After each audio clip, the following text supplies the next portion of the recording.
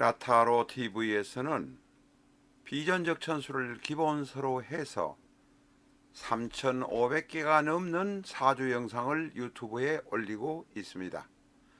제대로 된 사주를 아시고 싶으시면 비전적 천수 준비하시고 유튜브의 라타로 TV를 즐겨주시기 바랍니다. 비전적 천수는 다른 일반 명리수와는 근본적으로 다릅니다. 비전적 천수는 660페이지에 걸쳐서 갑자에서 출발해서 갑자갑인 갑진에서 개해까지 가는 60개의 기둥을 중심으로 해서 편집했습니다.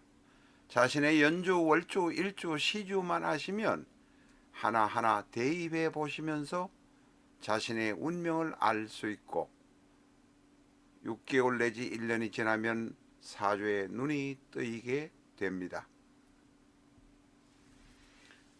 비전적 천수의 영상은 유튜브에 지금 119회까지 올라가 있습니다. 비전적 천수 119, 118 이렇게 치시면 됩니다.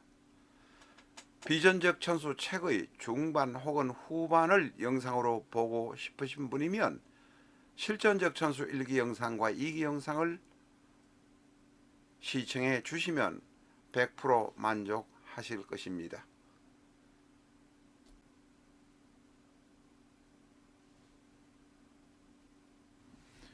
안녕하십니까, 라타로입니다. 이 시간에는 2024년 2월 22일 혹은 23일 22일 23일에 지금 알려졌으니까 22일 이전에 사망한 안락사로 사망한 네덜란드의 전직 필드하키 선수 플러 반 두렌의 명식을 가지고 왔습니다. 시주를 아무리 찾으려고 애썼습니다마는 지금 어디에서도 시주를 찾지 못했습니다.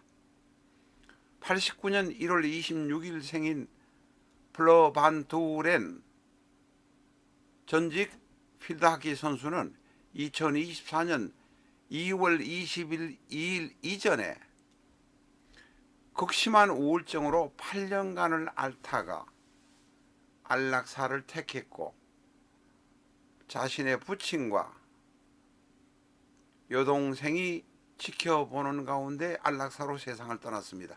참 네덜란드는 대단한 나라라고 생각이 듭니다. 잔인하다고 해야 되는 건지 현실을 그대로 제대로 받아들이는 건지 어쨌든 네덜란드가 최선진국의 입장에서 서 있는 것은 분명하다.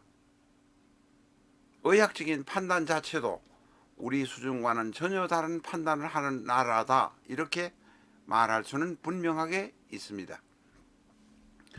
자, 이 프로 반 두렌이라는 선수는 열 몇 살 때 아이스하키를 시작해서 열 몇 살 때 시작한 것이 아닙니다. 아이스하키 시작한 것은 7살 때 했습니다. 프로 선수로 네덜란드에서 12년간 일했고 뉴질랜드에서도 또한 필드하키 선수, 아이스하키라고 제가 말씀 잘못 드렸습니다. 필드하키 선수로 활동을 했던 사람입니다. 그런데 35세로 안락사를 하기 전까지 8년 동안 극심한 우울증을 앓았다고 합니다. 물론 이 우울증이 생긴 것은 어머니가 돌아가시고 난 다음에 특히 많이 심해졌다고 하는데, 이 플러 반 두렌의 자료를 아무리 찾아도 제가 더 이상 찾을 수 없었습니다. 그런데 사주를 보면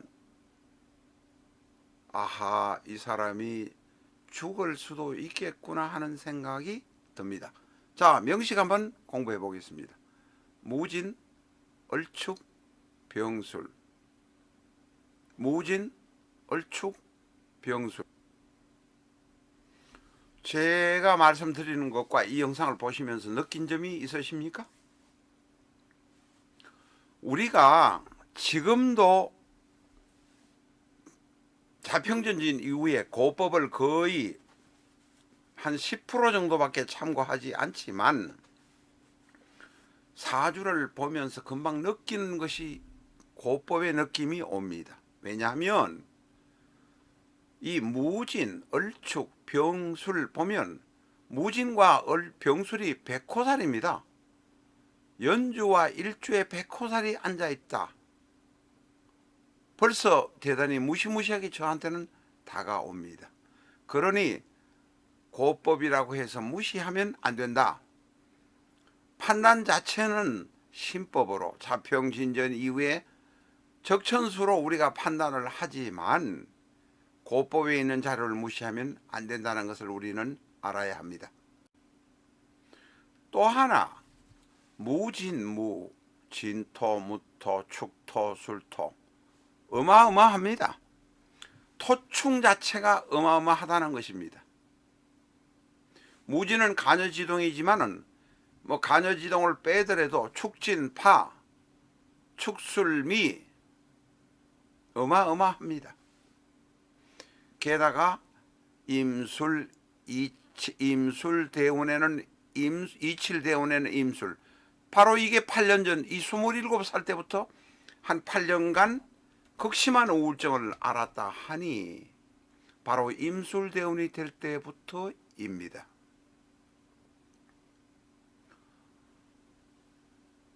자, 키포인트를 말씀드렸습니다. 그런데 우리가 조금 전에 말씀드린 두세 가지의 이야기 말고 우리가 여기서 분명히 알아야 되는 신법에 의한 자평진전 적천수에 의한 원인을 찾아내야 됩니다. 찾아내야 합니다. 나이 35살 된 여자가 이렇게 인물이 잘생긴 여자와 이렇게 인물 잘생긴 사람과 연애 한번 해봤으면 한이 없겠습니다. 여자가 8년간이 바로 임술대운부터 알았습니다마는 극심한 우울증을 앓았다. 어머니가 돌아가신 시점부터 알았다. 우리가 이 사람의 바이오그래피 혹은 퍼스널 히스토리라는 것만은 도저히 납득이 안 된다고 말씀드렸습니다. 그러나 사주로 보면 백호살이 2개요. 무진 병술에 백호살이 있어요.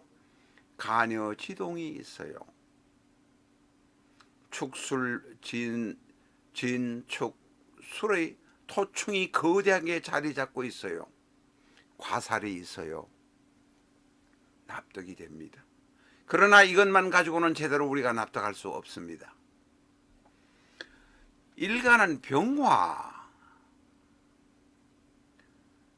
일간을 도와주는 것은 을목, 이거 하나뿐입니다. 물론 시주가 있기지 모르지만 이거 시주를 안다고 하더라도 신약인 것은 분명하고 극신약한 것이 더욱 확 분명할 것이다 라고 판단합니다. 게다가 지지에서 앞에서 말씀드린 대로 축진파, 축술형 잔뜩 토충이 웅크리고 있습니다. 뭐 하나 탁 건드리기만 하면 박살이 납니다. 이칠대운에 임술대운에 오니 뭐가 생깁니까? 병임충. 진이 와서 축술형. 어떻습니까? 2024년 갑진년 병인월인데 바로 또 진이 와서 진술충.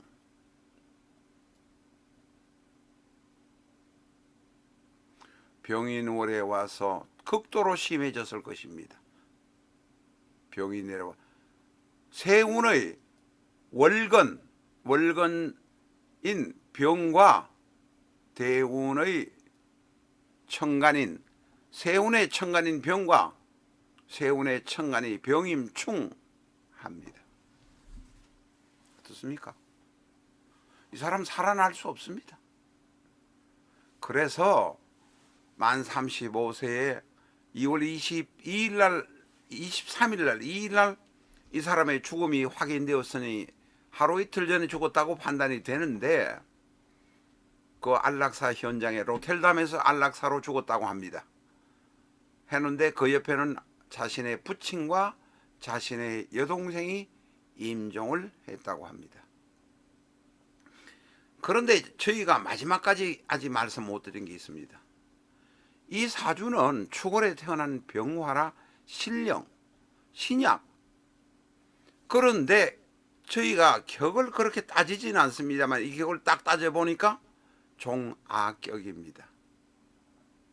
전형적인 100% 진종아격입니다. 종아격은 토가 아니까, 토가 자식이니까 자식 가는 대로 가는데 이 토를 제거하는 것이 문제입니다. 이칠대운에 임술이 와서 재성이 와서 토의 힘을 쭉 뺍니다. 재성을, 토를 힘들게 합니다. 그런데 갑진년의 갑은 바로 관세, 이 갑은 인성이지만 이 갑목이 토의 세력을 마구 짓밟아 버립니다.